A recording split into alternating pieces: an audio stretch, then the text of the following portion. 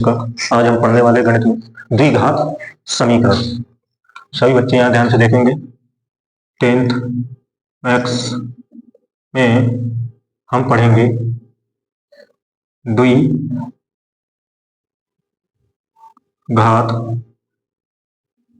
समीकरण।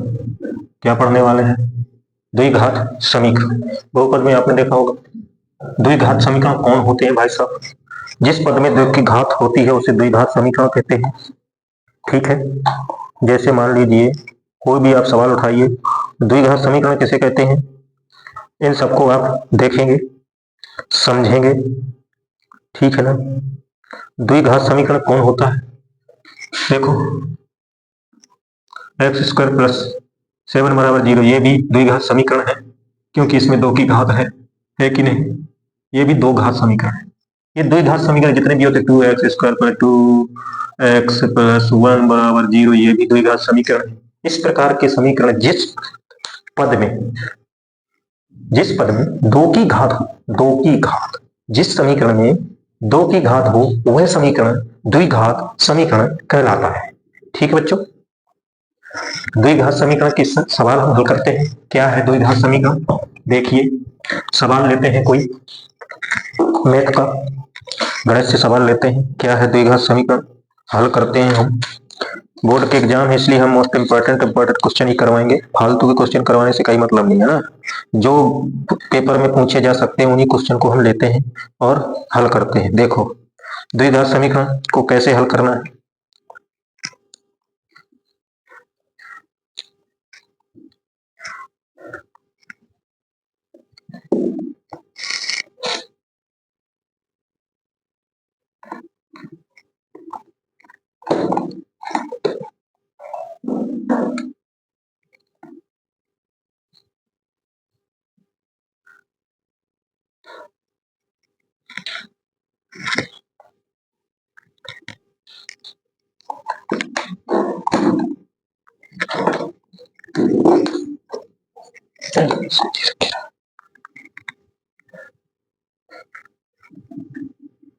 देखो, द्विघात समीकरण है x² - 3x - 10 = 0। अब इसमें हमको क्या करना है, यानी x के मान ज्ञात करना, यानी मूल ज्ञात करना है हमको। इसके मूल क्या होंगे? ठीक है बच्चों, अब हमको द्विघात समीकरण में ये क्या करना है, हमको इसके मूल ज्ञात करना है। ठीक है, इसके मूल ज्ञात करना है। देखिए बच्चों, क्या होंगे इसके मूल, कैसे हम ज्ञात करेंगे। ठीक है, तो एक हमने ये समीकरण है, द्विघात समीकरण है, इसके मूल हम कैसे ज्ञात करते हैं ये देखते हैं कैसे ज्ञात होंगे। ये एग्जाम में पूछा गया सवाल है। ये पूछा था 2022 में। कब पूछा गया था? ये 2022 में पूछा था। सवाल को आने की संभावना आ सकता है। देखिए, 2022 में ये सवाल पूछा गया था एमपी बोर्ड। ठीक है, तो ये कैसे हल करना है हमको, मूल कैसे ज्ञात करते हैं। तो पहले ये पद देखते हैं, ये कितना है 3x, ये x² और ये -10 = 0। हम क्या करते हैं, बाह्य पदों का गुणनफल मध्य पद के योग या अंतर के बराबर कर देते हैं। योग या अंतर के बराबर, तो इसके गुणन क्या है, बाह्य पद भैया 10 है। ये 10 के गुणनखंड क्या होंगे, 5 दूना 10। अगर 5 में से 2 घटा दें हम तो कितना बचेगा, 3 बचेगा। लेकिन हमको चाहिए माइनस का, तो हम क्या करते हैं, यानी कि प्लस के 2 और माइनस के 5 कर देंगे, तो क्या बचेगा, माइनस के 3 बचेंगे कि नहीं बचेंगे। तो हम क्या करेंगे, x² माइनस क्या होगा 5 - 2x - 10 = 0। ठीक है, ये भी माइनस का है तो माइनस के गुणन करें ना हमने। ठीक है ना? ठीक है बच्चों, अब हमने रख लिया इसको ऐसे करके। अब अगर 5 में से 2 घटाएंगे तो -3 बचेगा। देखिए कैसे होगा, x² माइनस ये क्या हो जाएगा, माइनस के 5x और ये अंदर गुणा होगा तो ये हो जाएगा प्लस के 2x - 10 = 0। अब यहाँ क्या कॉमन है, x, यहाँ x कॉमन है तो x जब कॉमन निकल जाएगा इसमें से, ये x² है ना, तो x कॉमन निकल जाएगा तो इसका बचेगा x। क्या बचेगा बच्चों, x बचेगा। तो ये x बचा और ये माइनस यहाँ 5 बचेगा। कितना बचेगा, 5। x तो कॉमन निकल गया ना। अब प्लस हमने लिया 2 कॉमन, तो यहाँ बचा x और ये माइनस के बचे 5, 2 का भाग देंगे तो माइनस के 5 आएगा। ठीक है, अब यहाँ देखो ये कॉमन है ना दोनों पद, तो ये x माइनस 5 हो गया कॉमन, और ये कितना बचा, यहाँ x यहाँ प्लस के 2, यहाँ बचा x और यहाँ प्लस के 2। तो हमें x के मान ज्ञात करना, तो क्या करते हैं, एक बार इसको और एक बार इसको 0 के बराबर कर देते हैं। -5 बराबर 0 और ये x प्लस 2 बराबर 0।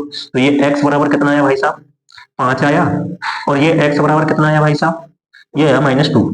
ठीक है, तो हमें x के मान क्या प्राप्त हुए, 5 और माइनस के 2। ये हमारे मूल है, क्या है, मूल, शून्यक जिसको बोलते हैं।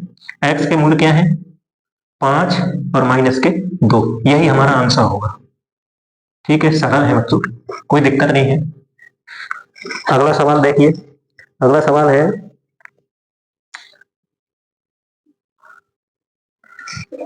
2x² माइनस x माइनस 6 बराबर 0, ये सवाल है। दूसरा सवाल ये है 2x² प्लस x माइनस 10, ये प्लस का है, x माइनस 10। ठीक है, 2x² प्लस x माइनस 10, ये सवाल है। हम क्या करते हैं, बाह्य पदों का गुणन इसमें भी करते हैं। ये पहला सवाल हो गया, ये दूसरा है। ठीक है, ये दूसरे में क्या करते हैं, बाह्य पदों का गुणन करेंगे, 6 का गुणन करेंगे तो द्वितीय 6 और ये 2 भाग, तो 2 दूनी 4 माइनस 3 कर दे तो कितना बचेगा, 1 बचेगा ना। x हमको चाहिए, 2x² plus 4 minus 3 x minus 6 बराबर 0। तो 2x² प्लस के 4x माइनस के 3x और माइनस के 6 बराबर 0।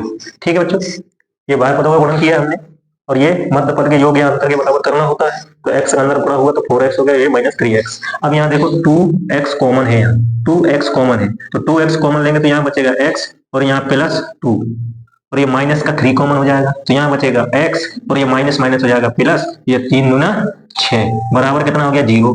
अब ये क्या हो गया, ये ना ये बराबर है तो ये कॉमन हो जाएगा, तो x प्लस 2 ये कॉमन हो गया, और यहाँ क्या बचा, 2x माइनस 3 बराबर के 0।